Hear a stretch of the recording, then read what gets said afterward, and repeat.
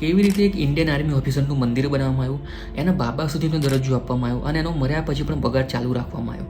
તે સમયે ભારતમાંથી પાકિસ્તાન અલગ થયું હતું, તો અમુક પરિવાર પાકિસ્તાનમાં રહી ગયા હતા, અમુક પરિવાર ભારતમાં રહી ગયા હતા. એમાંનો જ એક પરિવાર પાકિસ્તાન છોડીને ભારતની અંદર રહેવા માટે આવે છે. આ જ પરિવારની અંદર એક છોકરાનો જન્મ થાય જેનું નામ રાખવામાં આવે છે હરભજન સિંહ. હરભજન સિંહનું નાનપણથી સપનું હતું ઇન્ડિયન આર્મી ઓફિસર બનવાનું, ઇન્ડિયન આર્મી જોઈન કરવાનું. ધીમે ધીમે મોટા થાય છે, સ્કૂલમાં જાય છે, કોલેજમાં જાય છે અને 20 વર્ષની ઉંમરે હરભજન સિંહ ઇન્ડિયન આર્મી જોઈન કરી લે છે. એમની પહેલી પોસ્ટિંગ હોય છે પંજાબ રેજિમેન્ટની અંદર એક જુનિયર સિપાહી તરીકે, ત્યાં ફરજ બજાવે છે. પણ 1962માં એમની બીજી પોસ્ટિંગ થાય છે સિક્કિમની અંદર, ત્યાં પણ ફરજ બજાવવા માટે જતા રહે. પણ એક દિવસ સિક્કિમમાં મોડી રાત્રે હરભજન સિંહ એક ગામમાંથી સામાન લઈને એમના બંકર તરફ પાછા જતા હોય છે. અચાનક વચ્ચે ખાઈ આવે છે. ખાઈ પરની સાઈડમાં ચાલતા ચાલતા એમનો પગ સ્લીપ થાય છે, એમ ખાઈમાં પડે છે અને ત્યાં તેમની મોત થઈ જાય છે. પણ આ વાત એમની બટાલિયનમાં કોઈને ખબર નથી. આખી બટાલિયન જોવે છે હરભજન સિંહ ટાઈમ પર પાછા આવ્યા નહીં, તો એમને શોધવાનું ચાલુ કર્યું. બહુ શોધ્યા પણ હરભજન સિંહ ક્યાંય ના મળે. આ તપાસ 5 દિવસ સુધી ચાલી. આખી બટાલિયને બહુ મહેનત કરી પણ હરભજન સિંહ ક્યાંય ના મળ્યા. પણ 6થા દિવસ સવારે હરભજન સિંહ જોડે કામ કરતા એક પ્રીતમ સિંહ દોડતા દોડતા એમના કર્નલ જોડે જાય છે અને કર્નલને કહે છે કે મને આજે રાત્રે સપનું આવ્યું હતું, મારા સપનામાં હરભજન સિંહ આવ્યા હતા. એમને કીધું કે મારી લાશ આ જગ્યાએ આ ખાઈની અંદર પડી છે, મારો પગ સ્લીપ થઈ ગયો એટલે મારી ત્યાં મોત થઈ ગઈ, તમે મારી લાશ અહીંયાથી લઈ જાઓ. હવે પ્રીતમસિંહની વાત કોઈએ માની નહીં, કર્નલે કોઈએ સિરિયસલી લીધી નહીં. પણ અમુક ઓફિસરે કીધું કે કદાચ આ પ્રીતમસિંહના કહેવા પ્રમાણે ત્યાં લાશ મળી જતી હોય તો આપણે ચેક કરવામાં શું વાંધો છે, આપણે બીજી બધી જગ્યાએ ચેક કરી રહ્યા છીએ તો અહીં પણ ચેક કરી લઈએ. તો અમુક ઓફિસરોની એક ટુકડી ત્યાં પહોંચી જાય છે એ જગ્યા પર જે જગ્યાએ પ્રીતમસિંહે કીધું હતું.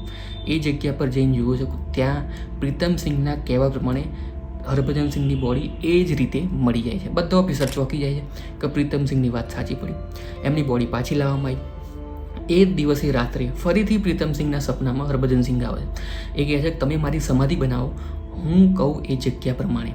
તો એમના કહેવા પ્રમાણે હરભજન સિંહની સમાધિ બનાવવામાં આવી એક ઇન્ડિયન આર્મીના બંકરની અંદર.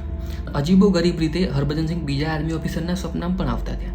એમણે એક આર્મી ઓફિસરના સપનામાં એને કીધું તમે બોર્ડર પર આ જગ્યાએ ધ્યાન રાખજો, અહીંયાથી ચીની ઓફિસરો ઘૂસી શકે છે, ચીની આર્મીવાળાને તમારા પર હુમલો કરી શકે છે, તો તમે અહીંયા ધ્યાન રાખજો. એ ઓફિસર ત્યાં જઈને જોતો તો એને ત્યાં ચીની ઓફિસરો દેખાતા. તો આ રીતે હરભજન સિંહ સપનામાં અહીંયા આવીને બધાના જીવ બચાવતા, ઇન્ડિયન આર્મીના આગળથી એડવાન્સની અંદર બધું કહી દેતા હતા. પણ એક દિવસ તો હદ થઈ ગઈ. ચીનની આર્મીએ એક મિટિંગ બેસાડી કે તમારો એક ઓફિસર રોજ સાંજે અમારી બોર્ડર ક્રોસ કરે છે, તમે એને સમજાવો નહીં તો અમે ગોળી મારી દઈશું. તો બટાલિયને કીધું કે અમારો કોઈ ઓફિસર રાત્રે તમારી બોર્ડર કોઈ ક્રોસ નથી કરતું. પછી એને ફોટો બતાવવામાં આવ્યો હરભજન સિંહનો. તો ચીની ઓફિસરે કીધું બસ આ જ ઓફિસર રાત્રે આવે છે, અમારી બોર્ડર રોજ ક્રોસ કરે છે. આખી બટાલિયને કીધું કે આ ઓફિસરને મરે તો 5 વર્ષ થઈ ગયા, તો ઓફિસર કેવી રીતે આવી શકે. તો ત્યારથી ચીનની આર્મી અને ચીનના ઓફિસર પણ હરભજન સિંહને બહુ માનવા માંડ્યા. આ બધું ચાલી રહ્યું હતું. થોડા સમય પછી આખી બટાલિયને નક્કી કર્યું કે આ ઓફિસર મર્યા પછી પણ એની ફરજ બજાવી રહ્યો છે બોર્ડર પર, આપણા જીવ બચાવી રહ્યો છે, તો આ ઓફિસરને ડ્યુટી પરથી હટાવવામાં ના આવે અને આનો પગાર ચાલુ રાખવામાં આવે. જેટલા બી ઓફિસર હતા બટાલિયનમાં એ હરભજન સિંહના જૂના કપડાં, જૂના બૂટ બધું સાચવીને એક રૂમની અંદર રાખતા હતા. અને સાંજે આવીને જોતા તો એ બૂટ પર કીચડ ચોટેલો હોય, યુનિફોર્મ બગડેલો હોય, કારણ કે આ યુનિફોર્મ અને આ બૂટ પહેરીને કોઈ બોર્ડર પર ફરજ બજાવવા ગયું હોય.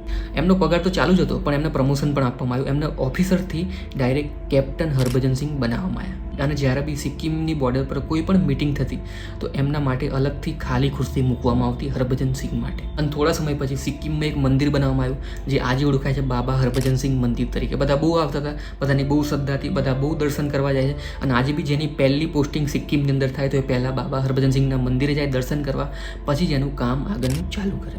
પણ 2017માં અમુક લોકોએ કોર્ટની અંદર જઈને પિટિશન દાખલ કરી દીધી કે ઇન્ડિયન આર્મી હરભજન સિંહના નામે અંધશ્રદ્ધા ફેલાઈ રહી છે. આ બધું જ ચાલી રહ્યું હતું. પણ આજે પણ કહેવાય છે સિક્કિમની બોર્ડર પર હરભજન સિંહ ઓન ડ્યુટી પર છે અને એમની મર્યા પછી પણ એ ફરજ બજાવી રહ્યા છે. અને જો ઇન્ડિયન આર્મીની વાત કરવામાં આવે અને તમે અને હું જે રીતે હું બોલી રહ્યો છું, તમે જોઈ રહ્યા છો પોતાના છતની નીચે, એસીની નીચે, પંખાની નીચે શાંતિથી જીવી રહ્યા છે, એની પાછળ ઇન્ડિયન આર્મીનો હાથ છે. કારણ કે કકડતી ઠંડીમાં, 50 ડિગ્રી તાપમાં અને ધોધમાર વરસાદમાં પણ એ લોકો દેશની સેવા માટે બોર્ડર પર ઊભા છે. અને ભારત જ એક એવો દેશ છે જેના જવાન જીવતા હોય ત્યારે તો દેશની સેવા કરે છે, પણ મર્યા પછી પણ આ દેશની સેવા કરવા માટે આવે છે. તો આ હતો એક શહીદ બાબા હરભજન સિંહ પર વિડીયો. મેં આ ચેનલ પર બહુ બધા વિડીયો અપલોડ કર્યા છે, તમે જોઈ શકો છો. લાઇક કરજો, શેર કરજો, સબસ્ક્રાઈબ કરજો. હું મળીશ તમને આગળના વિડીયોની અંદર. ત્યાં સુધી થેન્ક્સ ફોર વોચિંગ.